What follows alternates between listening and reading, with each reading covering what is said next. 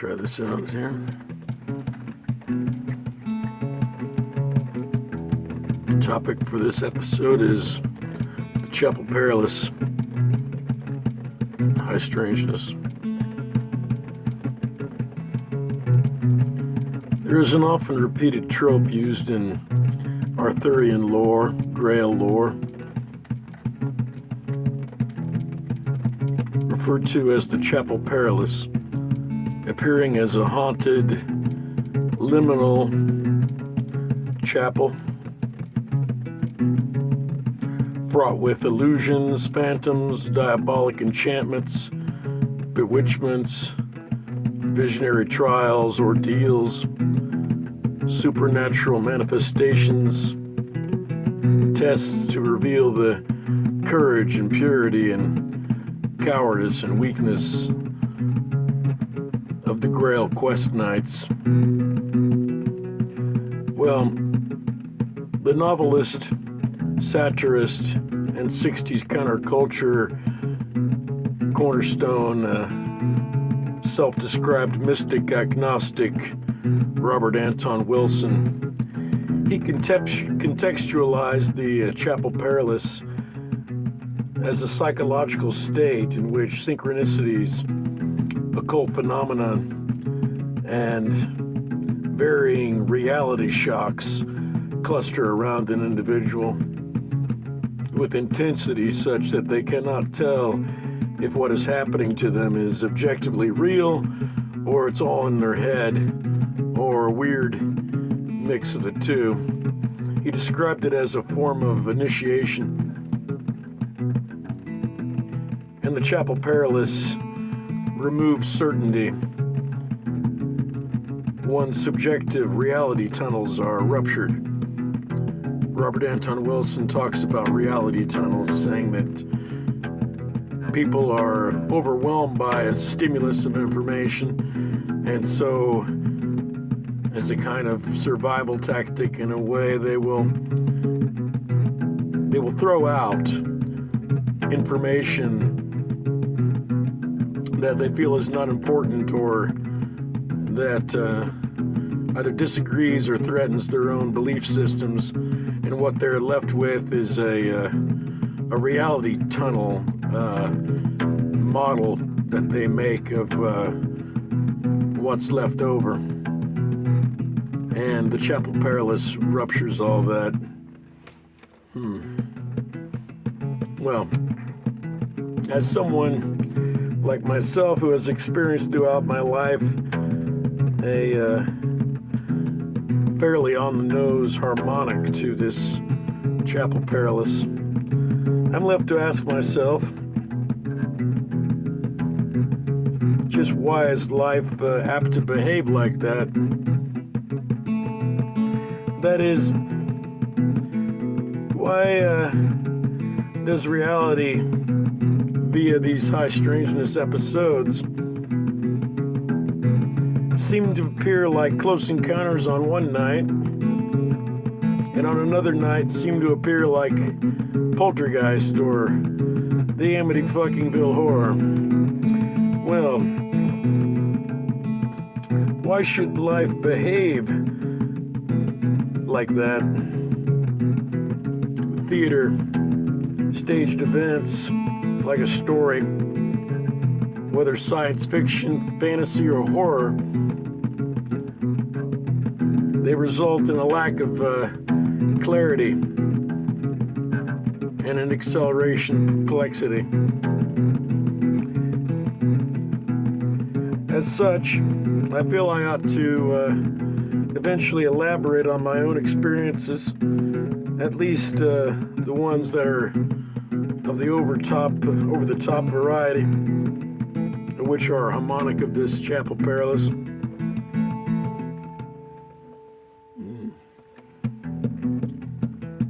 UFOs the size of shopping malls, objects that move about on their own and settle in ways and at angles that defy Euclidean physics,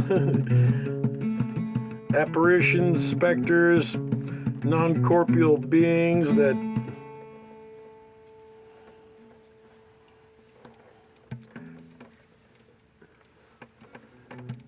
non-corporeal beings that interact with and alter the physical environment.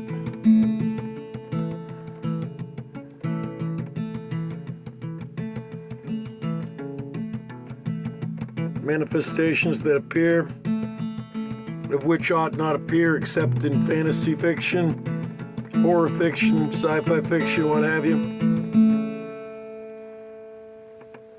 In short, episodes that appear as if one has their own little mobile skinwalker ranch that follows them around wherever they go.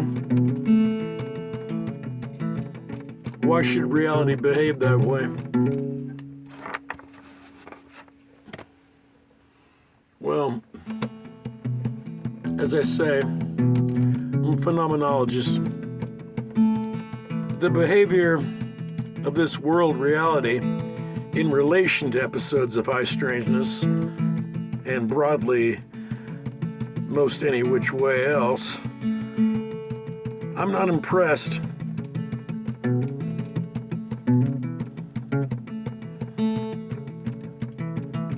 With a general character trait of a something that is particularly not interested in our concept of a happiness index, nor does it particularly seem interested in moral absolutes, and particularly interested in many of the things of which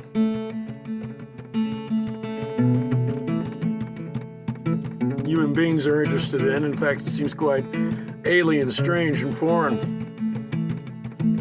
inexplicable, dreamlike, nightmare-like.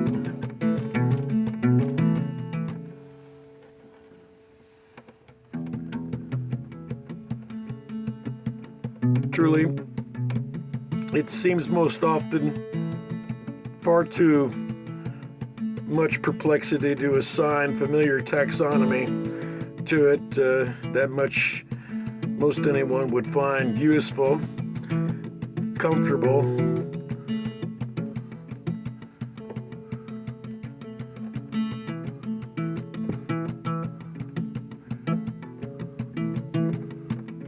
anyway.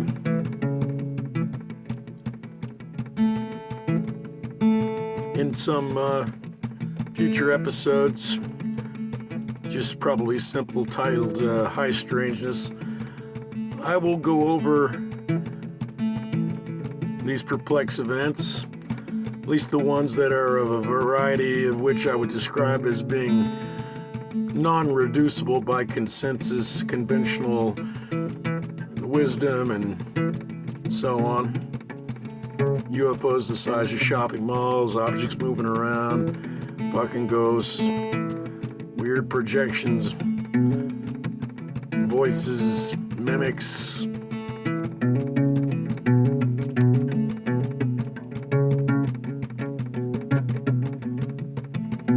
near-death experiences, all that stuff. So this is just a way to introduce that, the Chapel Perilous.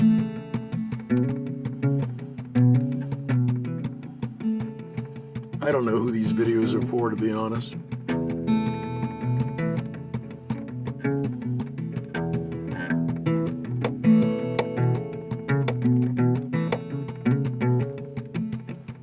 Just to get it out there, I suppose.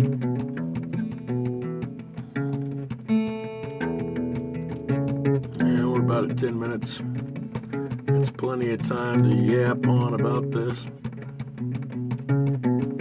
Robert Anton Wilson, though, yeah, novelist, satirist, interesting cat. Might be familiar with him, might not be.